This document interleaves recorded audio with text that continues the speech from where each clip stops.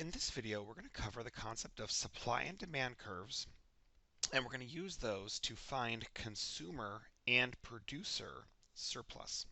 And then you'll see with our key vocabulary concepts, we need to know what the graph of a supply and demand function looks like. We're going to need to calculate consumer and producer surplus, and then we're going to do another application of antiderivatives just to kind of make your learning more robust for brief calculus. And we're going to talk about finding the present value of a continuous income stream. Um, so, uh, business related, but not so much related to supply and demand curves.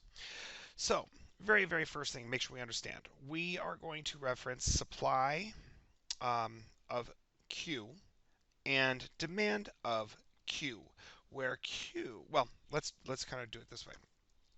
On our graph, Q is the input, and then our output will be the units of money.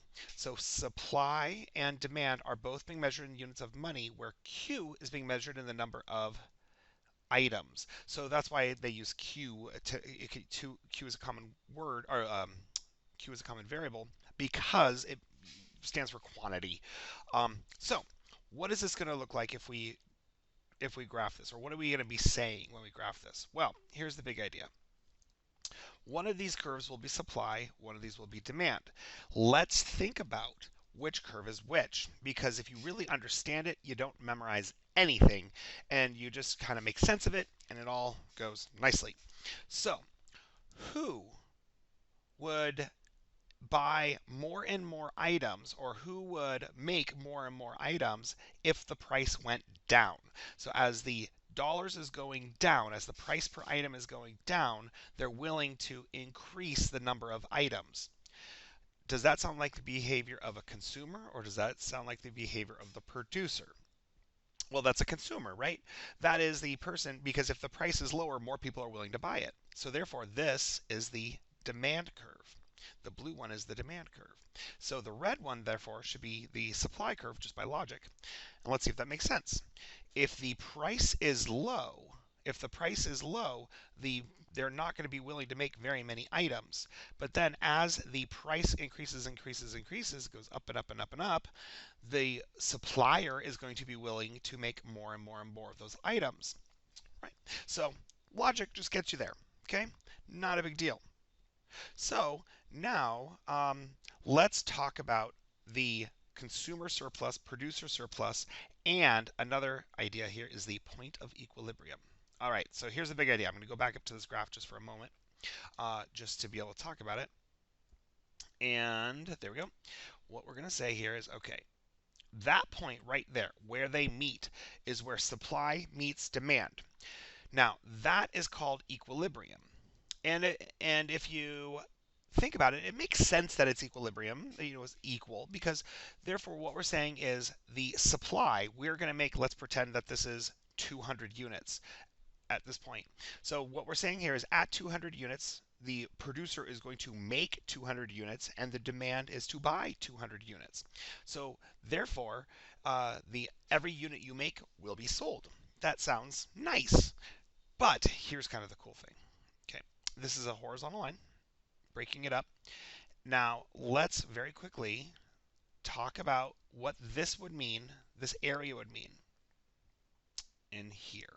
Okay, now that is the demand curve, right? So this is saying from the buyer's perspective, they are willing to buy more as the price goes down.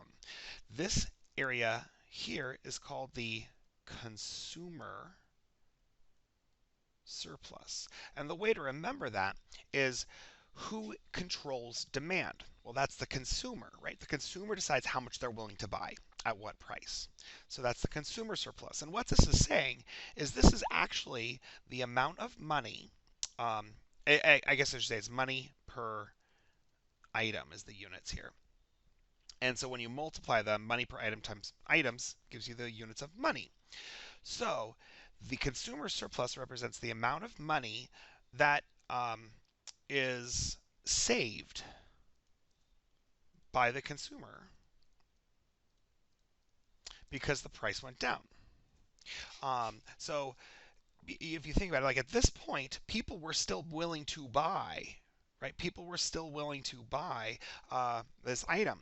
But as the price went down, all the people who would have bought here or here or here or here, right? All the people who would have bought before we reached equilibrium actually saved money because the price kept getting lower and lower and lower until we reached equilibrium. So the consumer does better by reaching equilibrium.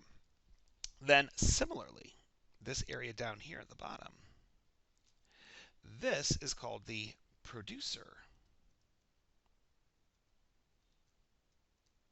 surplus. And this area here represents the amount of extra money made by reaching equilibrium. So the producer actually makes more money because at this point here, they were willing to sell their item for less money, but they were going to sell fewer of them.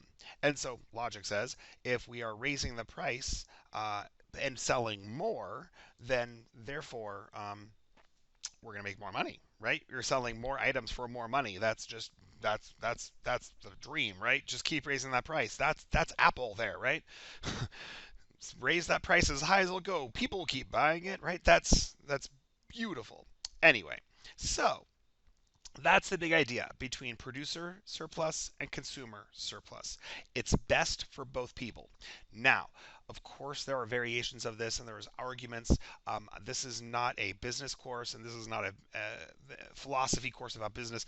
So I will let your business teachers tackle that stuff. But my job is just to give you one application, one argument, so you can kind of get an idea of where we use this. So how are we going to find producer surplus and consumer surplus? Well, it's area under a curve, right?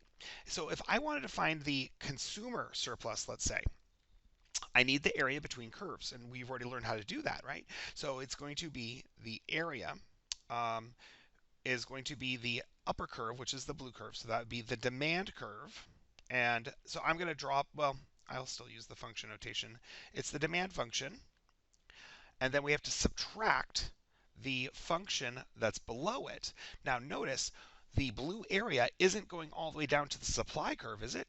No, no, no, no, no. It's going to this little rectangle. It's going to this box. I'll highlight it in purple momentarily, and then I'll erase that purple, right? This is the area we need to subtract away. So we need the blue minus that purple rectangle. Well, how do you find the area of a rectangle? Well, we need its width and its height, right?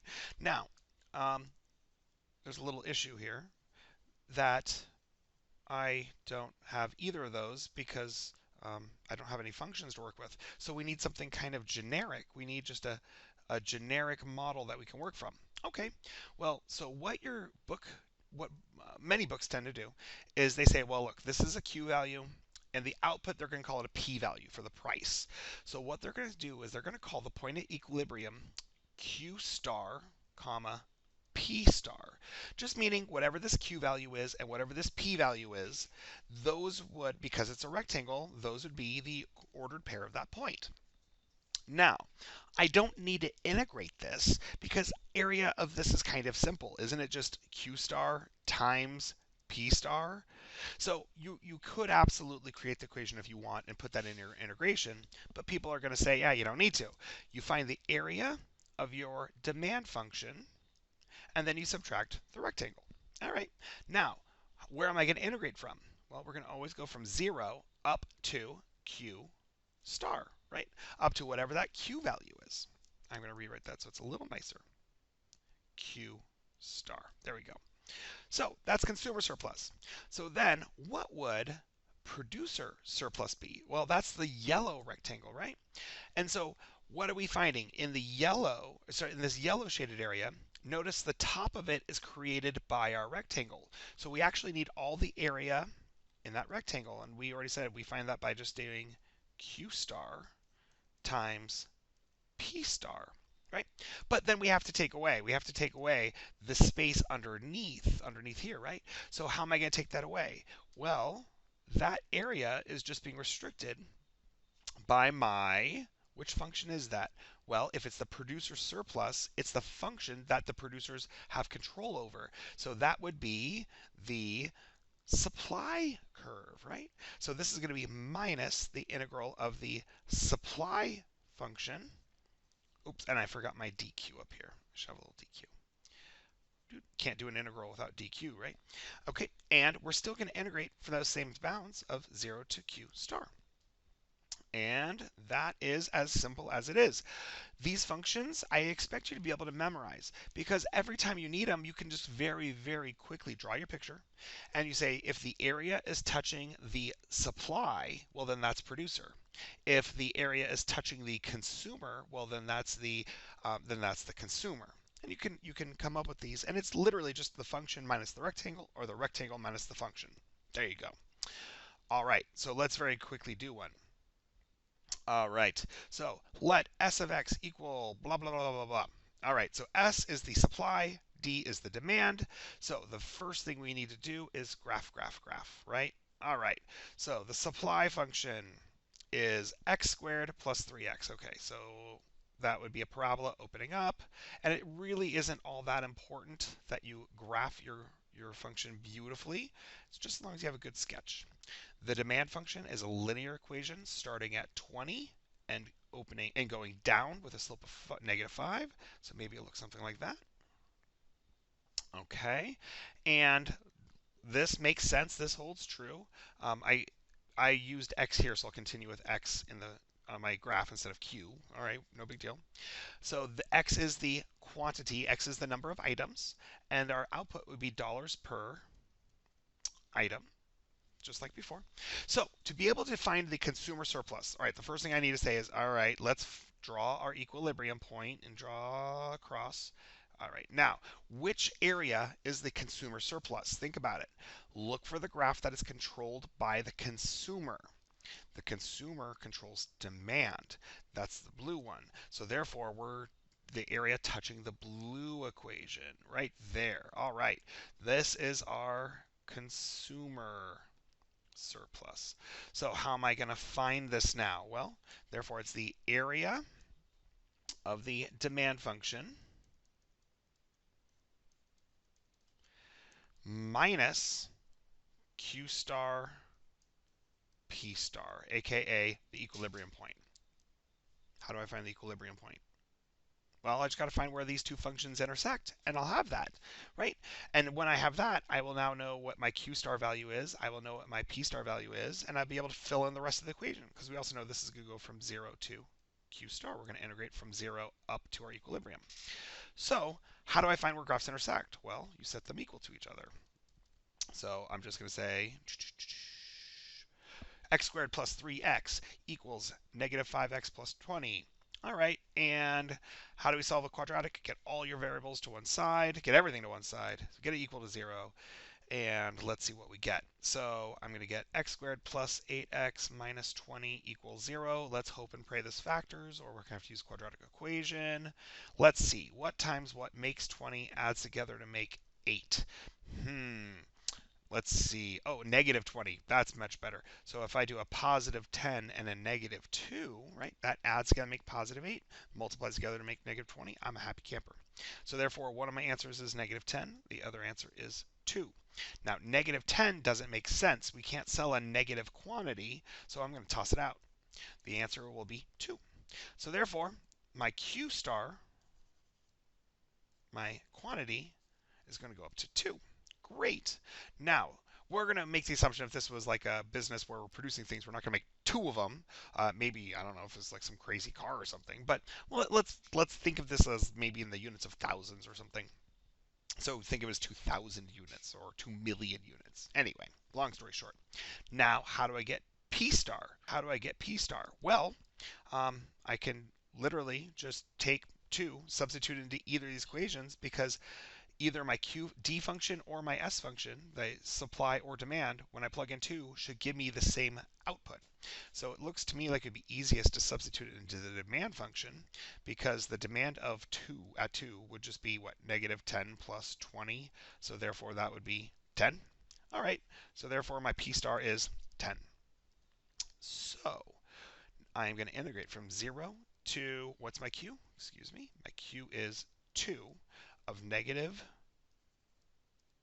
5x plus 20 dx minus 2 times 10. And now we're ready to solve. All right, so how are we going to solve this? Well, the antiderivative is our friend. Antiderivative is not bad. This is going to be what? Negative 5x squared divided by 2 plus 20x evaluated from 0 to 2 minus 20. All right, so this is going to be negative 5 times 2 squared. So 2 squared is 4 divided by 2. And of course, 4 divided by 2, that just makes 2. This will just simplify out to be, what, negative 5 times 2, so it's negative 10, plus 20 times 2, so that makes 40, minus 0 plus 0, so that just makes 0, minus 20. All right, so therefore, what is this going to be? Negative 10 plus 40 would be 30. 30 take away 20, so that equals 10. All right, there you go. So, therefore, our consumer surplus is 10. Now, if we had this in the units of thousands of dollars or something, just think of it as the consumers saved $10 by going to equilibrium, or $10 million by going to equilibrium, or $10,000, whatever the units are, because the price got lowered. So the people who were willing to pay more saved money. All right, now, producer surplus. I'm going to let you do that because it's the same thing. So see if you can do it, and I'm going to pick it up in the next video, and I will do producer surplus with you.